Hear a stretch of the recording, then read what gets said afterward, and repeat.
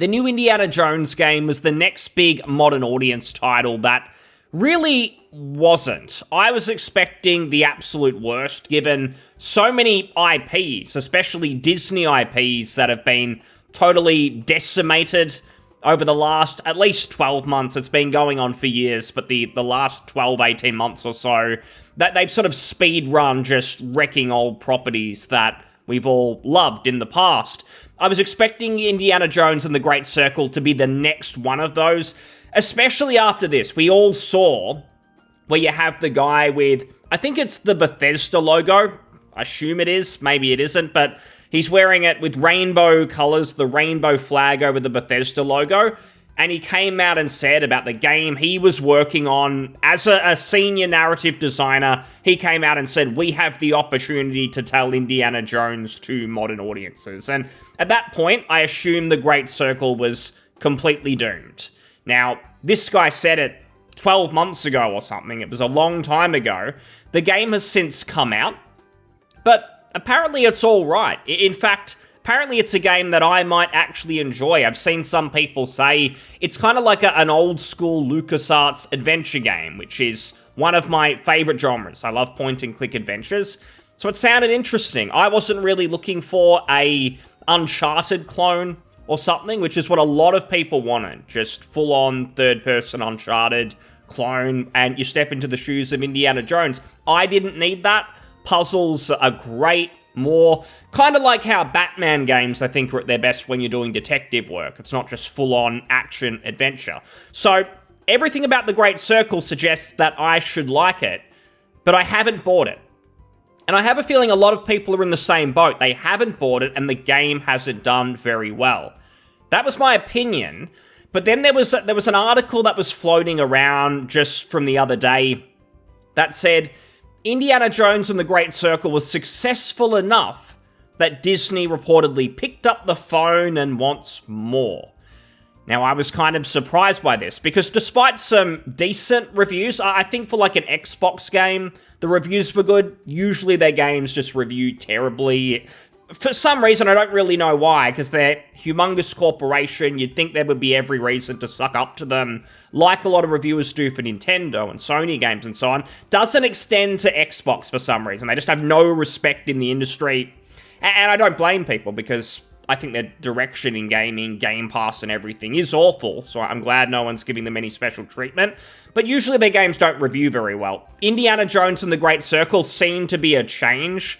From that, it reviewed okay. Not amazingly, but decently for Xbox.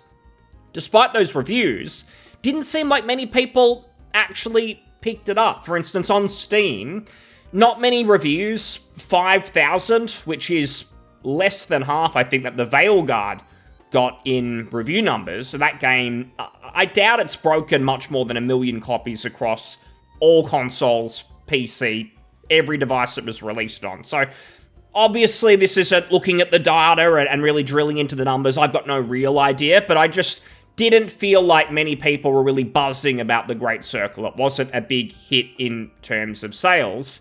And yet this article suggests, oh, it was a huge success. Disney are demanding more. They need more. I don't think so. I think this article is propaganda. I assumed it was when I saw it. The person behind the article is an Xbox shill, constantly comes out with what feels like talking points from a politician or something when he talks about Xbox. So seems to be his job, just to shill for Xbox and say what they want the public to hear, essentially. But I had no hard facts on this. It was just my opinion that it was kind of propaganda suggesting that this game was a big success. Well, since then, very recently, a genuine Xbox insider has debunked it and has suggested that the Great Circle was actually a big flop.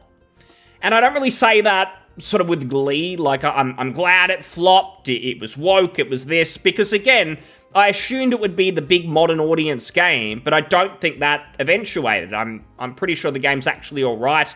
It is just focused on being a decent adventure. There's no bullshit. In fact, some people have said it's probably the best Indiana Jones related piece of media since the original trilogy. I'd beg to differ on that. I think the Fate of Atlantis, which is a genuine LucasArts adventure, is amazing. I think it's one of the best games. So I doubt that this is better than that. But hey, if it can be better than the recent movies, which I haven't really bothered to see. I didn't watch The Dial of Destiny. I just don't care anymore. I don't need 80-year-old man masquerading as Indiana Jones at this point. I don't need it. But better than the Kingdom of the Crystal Skull, all of that shit. That's totally fine. But people have been saying that it's pretty good. So I'm not out hoping for it to fail. I just figure that it is a fact that it simply didn't do very well. And I think there's a number of reasons for that. But before I go into it, just the actual leak, what this reputable leaker has said, I call them reputable, and I call the article saying it was a success propaganda because this leaker here on a gaming forum, he was very, very accurate when it came to leaking in advance that certain games were going to be going to PS5, for instance, that Xbox were going full-on multi-platform, and I wasn't sure at the time. I remember sort of 9-10 months ago or something when there were rumors that Xbox were going to be porting games to the PS5. There was a lot of conflicting information. So it was interesting back then to see who was right because you sort of knew you could rely on those people the next time. And this person was spot on. Talked a long time ago about Xbox basically abandoning exclusive games. And that seems to have come true. And he said it at a time when it wasn't just completely obvious like it is now that they're doing that, where it's an easy prediction to make. And if you just say, hey, I think that Starfield's going to come to the PS5, well, eventually you're going to be proven right because everything is going to be multi-platform. It'll probably all come to the Switch too as well, and that eventually releases, hopefully in 3 months or something. But this leaker says here, totally in the opposite end of the article, totally disproving the article if he's right. He says, in terms of revenue generated, the game is not doing well in the slightest from what I've heard. Also, Disney never picks up the phone and does something like this. In fact, just as a general rule of thumb, if you ever heard anyone ascribe a personality to a megacorp, you can likely toss whatever they're saying in the garbage can. And I mean, that just sounds true. Like the idea that massive company Disney is like ringing up Xbox, pleading with them, oh, hey, the game's done so well, please. We need you to make more. When it's friggin' Indiana Jones and the Great Circle, which is kind of a dead IP at this point. Like, in terms of the box office, it's poison. I think this same leaker actually confirms this later, mentions with The Dial of Destiny being Disney's biggest box office bomb since John Carter from over 10 years ago. Like, it lost so much money, so you'd think Disney would be running away from the IP at this point. I mean, the only reason that the Great Circle exists is it was greenlit long before Dial of Destiny failed. The idea that they're now rushing to pick up the phone, demanding more games, and they're not even really monetized games. It's not a live service, which is a good thing. I'm glad it isn't, but I highly doubt there's any universe where it would have been a big moneymaker. So it just sounds like fan fiction. Whether that's coming from Indiana Jones fanboys, are there any left? Does anyone care at this point? I think most people just hope they don't ruin the IP further. Just the original movies, sacred, that's all we need. We don't need any more, given that you're going to ruin it every single time for the most part. At least the movies. Maybe this game's alright. Again, Fate of Atlantis was alright, but a lot of rubbish in between. Maybe it's Xbox fanboys. That's the most likely thing, that people are desperate for there to be an Xbox hit, so just making up nonsense, basically, that the Great Circle was successful and Disney want more.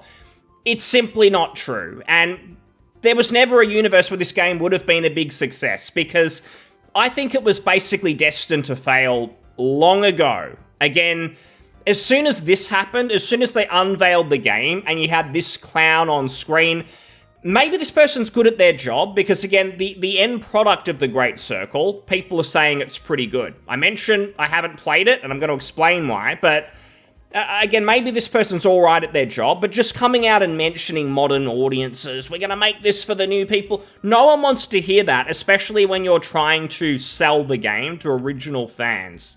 Coming out patronizingly suggesting, we're not making it for you, we're making it for new fans, potential new fans. Well, there's none of them. None of them watch the latest movies. They don't want to see the latest Indiana Jones. They didn't. So That was a mistake. You shouldn't have said anything about modern audiences guaranteed to be sales poison. And I think even though the end result product doesn't seem to be agenda driven, I think some of the damage was done. The hype was basically non-existent because of crap like this, and also probably the footage of the game, which was never really exciting. I also think, just low-key, that Machine Games, who made The Great Circle, their previous single-player game at least was Wolfenstein: The New Colossus. I think it's one of the worst FPS ever. If you're looking for a game where the story is just infested with agendas to the point that it is unenjoyable at every level, parody of itself, basically. And Wolfenstein doesn't need a serious story. It's just meant to be fun. They still managed to make it undigestible. It was atrocious. It was horrible. And I didn't even think the gameplay was very good either. So I think that might have played a part. I don't think Machine Games have that many fans, people who are desperate to play their next game. That's part of it, but you combine the footage of the game, which wasn't too exciting. I get that the first-person gameplay probably turned some people off, even though I like it. I like FPS games. Some people want a third-person option. And when it's Indiana Jones, people who could get excited are probably going to be excited if they can actually see him when they're playing. That's going to be more immersive to get into the shoes of Indiana Jones for those people. So lack of third person. I know occasionally in the game he goes third person, but we didn't see a lot of that in the trailers. This idiot with his modern audiences, Machine Games maybe going a bit downhill, just the Indiana Jones IP in general being at a low point. All these reasons have caused it to fail, basically. And even if it was a good game at the end of the day, there's a lot of people where they'll buy the game day one if there's a lot of hype around it, and occasionally you'll get a game where there's no hype leading up to release, or little hype. I put Baldur's Gate 3 in this category. Some people were excited because of Divinity Original Sin 2, but it blew up, sort of quadruple the sales numbers, probably times 10 what Divinity Original Sin 2 did, because of amazingly positive word of mouth. So sometimes if there's no hype leading up to release, insanely positive word of mouth can change things, and people will rush out and buy it immediately to be part of that hype and be part of it all, just support the game and so on. But that's rare. Normally, leading up to release, if there's no hype, you've got a flop on your hands, because even if reviews are decent, like they were for The Great Circle, people just start to think, it looks good, I'll chuck it on the wish list. I won't outright ignore this game because people are saying it's decent, but games are expensive, and cost of living's expensive. I'm just going to wait until it's on a sale. That's what I did, basically. Like, this is a game where I'm interested.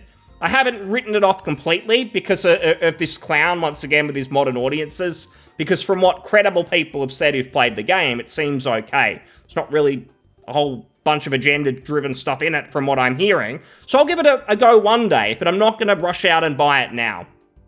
And sadly, that mindset leads to games flopping, because if everyone buys a game months and months after release when it's finally been discounted 70, 80% or something, which is probably how long I'll wait for this one, it means the game's a flop. These games have to sell at full price for them to make their money. That's just the truth.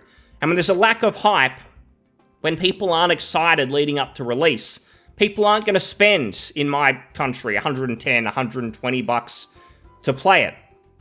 So I've thought for a while this was what was going to happen with Indiana Jones, but I thought maybe I was wrong because of this propaganda article talking about Disney picking up the phone. Seems to have been debunked. Again, I trust this leaker who's saying it, that no, this is definitely not true.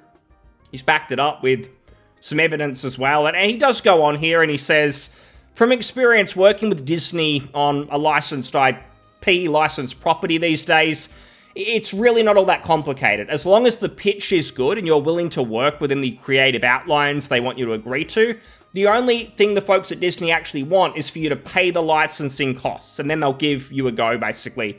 I believe this because Monkey Island, the IP, it was dead for ages. Then Disney got their hands on it when they bought Star Wars and everything. They own the IP. And the original creator, who'd never been able to make his dream Monkey Island game, was allowed to. Disney actually worked with him and allowed him to make it. He probably just had to pay that licensing fee, and it was made possible. I didn't think that would happen. I thought, why would Disney care about some old point-and-click IP from 30 years ago? They're not going to give a shit because they're not going to make a whole bunch of money. But they let him do it if he just paid the licensing fee. So I believe everything he's saying. It all sounds true. Sounds like The Great Circle was a flop. Again, I don't think it was for DEI reasons, but I think it was just the perception that it was going to go in that direction. From, again, this person with the modern audience stuff. When there's just a feeling that it's just not going to be good and it's going to be ruined, it's going to be agenda-driven, there's no reason to be excited, the gameplay doesn't look that good.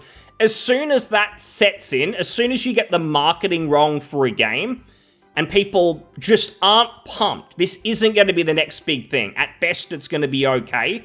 As soon as that happens, that attitude filters down to normies, and it's those normies who just kind of follow the crowd. Whatever game people are saying is the next big thing, they're waiting for it. It happened with Elden Ring, it happened with Cyberpunk, and that's a game, for example, came out, wasn't amazing at launch, but people rushed to play it because of the internet's reaction, the internet pumping up the game and saying, this is going to be incredible, you don't want to miss it, you've got to play this. It's not marketing from companies anymore that moves products. It is the word of mouth. The company got it wrong, Bethesda, Microsoft got it wrong with Indiana Jones, and they suffered the consequences. So the lesson that Microsoft need to take is don't allow idiots to market your game. Make sure it's people who can actually speak to the regular gamers, not modern audience. These people don't buy games, they don't care, just regular gamers. Speak to them and get them excited for your game. You're gonna have to make a decent game that looks exciting as well, but make sure the marketing's on point too. But that's really it. If games like this are going to sell in the future, whether it's Indiana Jones or something else. But the real reason I wanted to talk about it was just seeing that propaganda article go around about the game's a big success, Disney want more. I read that, I'm sure many people read that and thought, oh, I'm surprised it did well, maybe there'll be more. I don't think there actually will be. I think it's just lies. It seems to have been disproven. We'll see what Microsoft do next. Just about everything they touch turns to shit. They rarely get anything right, but we'll see. I think Avowed is the next one. Not looking good, but you never know. Thanks for listening. I'll see you on the next one. Cheers.